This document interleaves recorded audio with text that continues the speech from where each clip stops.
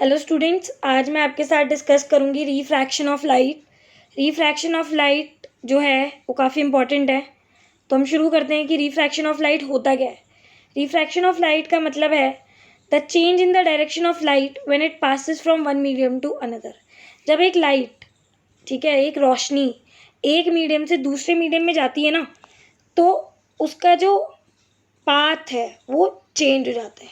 For example, इस तरह एक एग्जांपल में देखिए, बेसिकली ये नीचे वाटर है और ऊपर जो है वो एयर है। तो एयर जो है वो मीडियम 1 है, एक मीडियम है, और जो वाटर है वो मीडियम 2 है। तो जब लाइट रेज ऊपर से कहाँ आई, नीचे, तो उसका पाथ जो है वो चेंज हो गया। आपको दिख रही होगी कि ये जो लाइट है, ठीक है, लाइट रे जो है वो बेंड हो गई है, नीचे की तरफ मुड़ गई है, जबकि उसको जाना ऐसे चाहिए था सीधा ही, लेकिन वो नीचे की तरफ थोड़ी सी मुड़ गई है। तो ये कहता है कि जब लाइट जो है वो एक मीडियम से दूसरे मीडियम में जाती है ना, और मीडियम मतलब हवा से पानी में या पानी से सॉलिड में, तो जो लाइट होती है ना वो थोड़ी सी बेंड कर जाती है, और वो जो बेंड करती है ना, थोड़ी सी जो मुड़ती है, उसी को बोला जाता है रिफ्रैक्शन ऑफ लाइट। तो नेक्स्ट डेफिनेशन से आपको और क्लियर हो जाएगा, the bending of light when it goes from one medium to another. तो लाइट जो है वो मुड़ जाती है जब वो एक मीडियम से दूसरे मीडियम में ट्रैवल करती है। तो इसके कॉजेज़ क्या हैं? कॉजेज़ जो हैं वो है, it is due to change in the speed of light. तो स्पीड की जो लाइट है ना, वो चेंज होने की वजह से लाइट रे जो है ना वो बेंड करती है। तो जैसे कि हमने देखो, आप जब 9th क्लास पढ़ रहे थे तो उसमें साउंड चैप्टर था, उसमें हमने पढ़ा था कि साउंड जो है वो ट्रैवल करती है सॉलिड में ज़्यादा, फिर लिक्विड में, और फिर गैस में। तो सिमिलरली क्या होता है ना, जो बेसिकली लाइट है वो सबसे ज़्यादा ट्रैवल करेगी हवा में, फिर ट्रैवल करती है लिक्विड, और फिर सॉलिड। तो यानी कि स्पीड ऑफ लाइट जो है वो हवा में क्या होगी, ज़्यादा होगी। ठीक है, तो इसमें बता रखे कि जैसे ही जो स्पीड ऑफ लाइट है वो चेंज होती है जब वो एक मीडियम से दूसरे मीडियम में आती है, उसी की वजह से जो लाइट रे है वो बेंड कर जाती है। ठीक है, अब ये बता रखा है कि ग्रेटर द स्पीड डिफरेंस, अगर स्पीड जो है वो ज़्यादा है, ठीक है, दो मतलब हवा है और वाटर है, तो इसकी स्पीड अलग होगी लाइट की हवा में, और पानी में अलग होगी स्पीड। तो इसमें क्या बता रखा है कि अगर greater speed difference in speed of light greater will be the amount of refraction. अगर एयर की स्पीड अलग है और वाटर की स्पीड अलग है, और इन दोनों में बहुत ही ज़्यादा डिफरेंस आ रहा है, ठीक है, इनकी स्पीड ऑफ लाइट में बहुत ज़्यादा डिफरेंस आ रहा है, तो आपको रिफ्रैक्शन भी बहुत ज़्यादा देखने को मिलेगा। ठीक है, जैसे कि आप इस एग्जांपल में देख रहे हैं, 1 second I will show you. ये देखो, ये जो हवा है और ये जो लाइट, ये जो वाटर है, तो इसमें आप देख रहे हो कि कितनी जो लाइट है वो बेंड कर गई है, हाँ है ना। तो ये इसी वजह से हुआ, बिकॉज इन दोनों की जो स्पीड ऑफ लाइट थी ना मीडियम में, वो अलग अलग थी, इसी वजह से ये बेंड कर रही है। तो इस तरीके से आप एक एग्जांपल करके देखना घर पे। क्या है कि एक बीकर है, उसके अंदर पानी है, उसके अंदर पेंसिल डाली है। तो जैसे आप पेंसिल डालोगे ना, आपको पेंसिल जो है ना इस तरीके से दिखेगी कि पेंसिल जो है वो लाइक बेंड कर रही है। तो वो बेंड इसलिए करती हुई दिखेगी बिकॉज पहले जो पेंसिल थी वो एयर में थी, अब वो कहाँ पर है, वाटर में है, और जैसे ही उसका मीडियम चेंज हुआ तो आपको रिफ्रैक्शन देखने को मिलेगा। तो ये एक एग्जांपल है। आगे बढ़ते हैं।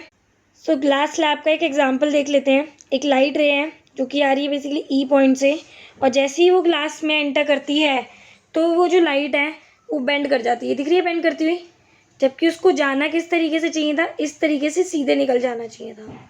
ठीक है, तो एक्चुअल में जो है वो कहाँ दिखेगी, हमें ऑब्जेक्ट यहाँ दिखेगा, लेकिन होना कहाँ चाहिए था, यहाँ पर।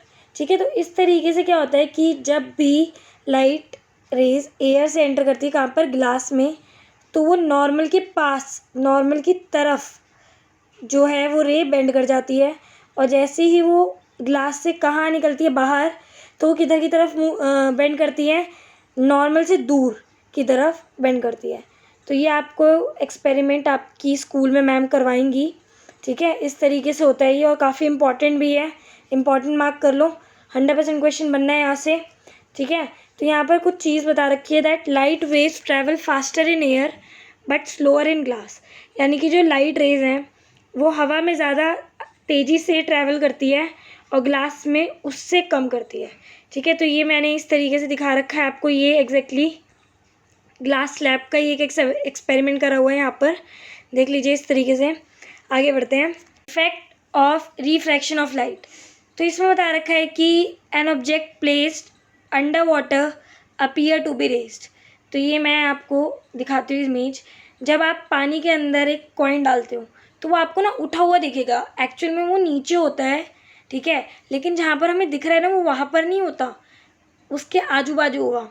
वो हमें कॉइन जो वो थोड़ा सा उठा हुआ दिखाई देता है। ठीक है, तो ये पहला हो गया, राइट। नेक्स्ट है कि a pool of water appear to be less deep than it is actually is. तो जो बेसिकली कह रहे हैं कि अगर आप पूल में देखोगे ना तो आपको जो पूल में पानी दिखेगा ना वो कम गहरा दिखेगा। अगर आप ऊपर से देख रहे हो, यहाँ से देख रहे हो ना, पानी आपको दिखेगा बस इतना ही है, लेकिन वो एक्चुअल में बहुत ही ज़्यादा गहरा होता है। तो ये रियल डेप्थ जो होगी, असलियत में गहराई कितनी होगी, इतनी, और हमें दिख कितनी हो रही होगी, इतनी दिख रही होगी। क्यों दिखता है? Because of refraction of light.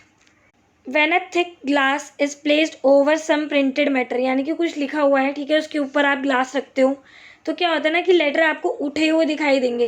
जैसे आप मैग्नीफिकेशन में देखते हो ना इस तरीके से, तो लेटर्स उठे हुए दिखाई देते हैं। वैसे अगर आप ग्लास से देखोगे ना आपको लेटर्स ऊपर की तरफ दिखेंगे उठे हुए।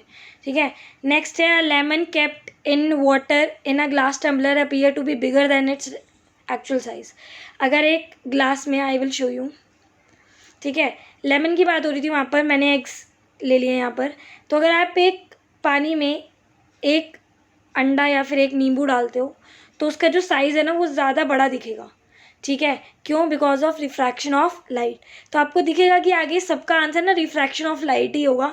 और मैं बता दूंगी क्या क्या इंपॉर्टेंट है। आई होप आपको ये समझ आया होगा। नेक्स्ट एग्जाम्पल है the star appears to twinkle on a clear night. Stars जो हैं वो आपको ट्विंकल करते हुए दिखते हैं।